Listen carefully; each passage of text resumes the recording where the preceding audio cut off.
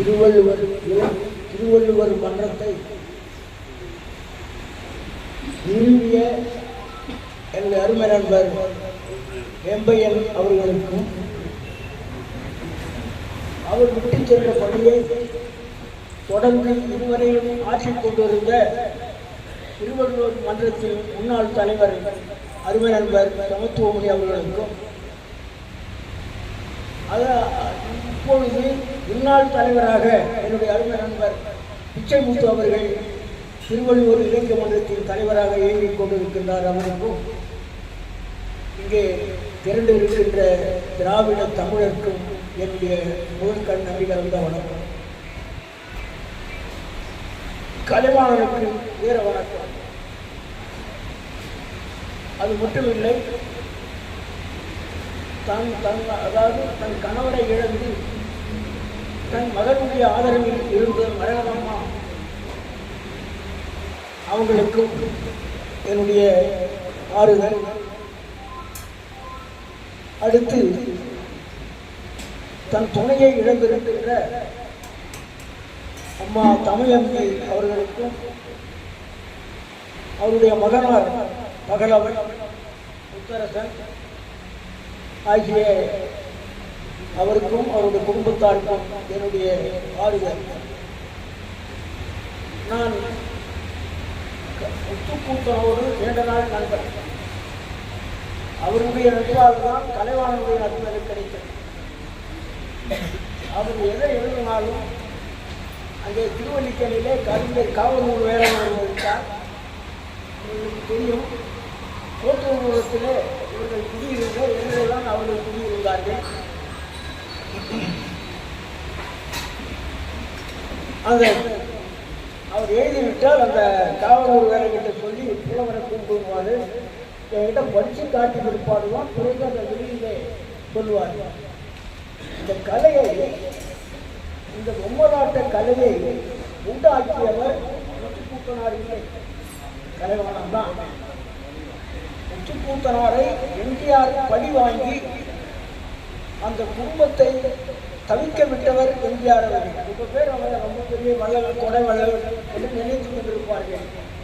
ஆனால் அவர் எத்தனை குடும்பத்தை பாழ்படுத்தினார்னு எனக்கு தெரியும். அதில் ஒரு குடும்பம் முத்துக்கூத்தனாருடைய குடும்பம். என்ன தவறு செய்தார்? ஒரு தவறு செய்யல. அந்த எம்ஜிஆருடைய நாடகம் மீனவ நண்பன் நினைக்கிறேன், அந்த நாடகம் நடக்குது. அந்த நாடகத்தில் முத்துக்கூத்தனார் நடிக்கிறார். அந்த நாடகத்துக்கு தலைமை தாங்கினவர் ராஜ்கபூர் என்ற வடநாட்டு திரைப்படக்காரை தலைவர், மிகப்பெரிய கோட்டீஸ்வரன். அவன் தலைமை தாங்குறான். அந்த நாடகம் இடையில நிறுத்தி பேசுகிறார்கள். அப்பொழுது அந்த ராஜ்கபூர் இவருடைய முத்துக்கூத்தனாருடைய நடிப்பில் மயங்கி போய் முத்துக்கூத்தனாரை தூக்கி மேடை மேல தன் சமமாக உட்கார தான் நடந்தார். அதோட முடியும். அவருடைய நடிப்பை அவ்வளோ அருமையாக பாராட்டினார் அந்த ராஜ்கபூர். மறுநாள் காலையில் முத்துக்கூத்த அந்த கலைக்குழு, அதாவது கதை குழு, அவங்களுக்கு கதை உருவாக்குற குழுவில் இவர் இருந்தார். காலையில் போனால் நீ உள்ள வராதே போட்டார். எது செய்த தவறு என்ன? அவர் செய்த தவறு செய்யவில்லை, சிறப்பாக நடித்தது தான் பெரிய தவறு. அப்போவே செருப்பு அவுத்து போடா, இல்லைன்னா நான் அப்போ போச்சுவேன்னு வந்துட்டார். ஆனாலும் முடியவில்லை. எங்கேயுமே அவருக்கு உரையாடல் எழுத வைக்கவில்லை, பாடல் எழுதக்கூடாது என்று படித்து விட்டார். அப்பொழுது கொடிகட்டி பறந்த காலம் அந்த காலம் இந்தியா. அவர் சொல்லுவார், அந்த ஏன்னா நான் நெருங்கி பழகிறதுனால பல உயிர்களை சொன்னார். கண்ணதாசன் எப்படி ஏமாத்தினார்னு ஒரு செய்தியை சொன்னார், எம்ஜிஆர் இப்படி ஏமாத்தினார்னு செய்தியை சொன்னார், பட்டுக்கோட்டை கல்யாண சுந்தரம் எப்படி உதவி செய்தார் என்று சொன்னார். இவர் வீட்டில் வேலை இல்லை, எங்கேயும் எழுதுறதுக்கு வாய்ப்பு இல்லை, இருந்தாலும் வீட்டில் இருக்க மாட்டார். கிளம்பி திரைப்பட கோட்டைகளுக்கு அந்த நிலையங்களுக்கு போய்விடுவார். பல நாள் சாப்பிடாமல் இருந்திருக்கிறார். அதை சொல்லுவார், கையில் ஒரு வெத்தலை பொட்டி இருக்கும், அதான் வெத்தலை இருக்கும், சீவல் இருக்கும், புகையில் இருக்கும், எல்லாம் இருக்கும். இந்த பழக்கமே சாப்பிடாததுனால வந்ததுன்னு சொல்லுவார். நான் போனாக்கா சாப்பிட்டியான்னு முதல்ல கேட்பான்ல, அந்த அந்த நேரத்தில் வெத்தலை பார்க்க போடுவேன். ஏன் நான் சாப்பிட்டாதான் வெத்தலை பார்க்க போடுவாங்க அப்படின்னு சாப்பிடவில்லை என்று சொல்வதற்கு பதிலாக இந்த வெற்றிலையை போட்டுதான் சாப்பிட்ட மாதிரி நடித்துக் கொண்டிருந்தார் முத்துக்கூத்தனார். அந்த நேரத்தில் தான் கலைவாணன் பள்ளிக்கூடத்துக்கு போறேன்னு சொல்லி பள்ளிக்கூடம் போகாமல் ஒரு மிதிவண்டி வாடகைக்கு கடன் எடுத்துக்கொண்டு, பிறகு நான் காசு தருகிறேன் என்று மிதிவண்டி எடுத்துக்கொண்டு எங்கே போனார்? ஒரு 5 ரூபாய் கொடுத்து ஒரு பெயிண்ட் வண்ணம் ஒரு 5 ரூபாய் ஒரு வண்ணம் அதை வாங்கி கொண்டு ஒரு தூவல் பிரச்சனை எடுத்துக்கொண்டு கடையாக போய் அந்த பலகை எழுதுறதுக்கு கேட்டேன். பலகை எழுதுனா வேண்டான்றவன் வேண்டான்றான். ஆனால் வேணும்னு நினைக்கிறவன் என்ன வேலை எவ்வளோ, ஒரு அடிக்கு எவ்வளோன்னு கேட்க ஆரம்பிப்பான். அவ்வளோதான். உடனே இறங்க வேண்டியது ஏறி அந்த இருக்கிற எல்லா வண்ணத்தையும் கழிச்சிடுவேன், இருக்கிறதையும் கழிச்சிடுவேன். ஏன்னா எழுதிதான் தீரணும், எழுதி விடுவேன். பிறகு நான் சொல்லுகின்ற கூலி அந்த விலை அதிகம்னு சொல்லுவான். அதுவா குறைச்சிடா, இன்னும் கொஞ்சம் குறைச்சிடா அப்படின்னு வாங்கிட்டு வந்து அதை அரிசி வாங்கி கொண்டு வீட்டுக்கு போனவர் கலைவாணி. எனக்கு நல்லா தெரியும். அம்மா கேட்பாங்க, என்னப்பா இதெல்லாம் நான் என்ன செய்யறது, வேற வழி இல்லை. அதுதான் இப்படி அந்த குடும்பத்தை நிலைநாட்டியதோடு இல்லாமல் சில நாட்களில் அந்த 10 ரூபாய் வீடு கலைஞர் கட்டி கொடுத்து அந்த கோட்டுப்புறத்தில் அதான் முதல்ல 10 ரூபாய் வாடகை வீடு கலைஞர் கட்டி கொடுத்தார்.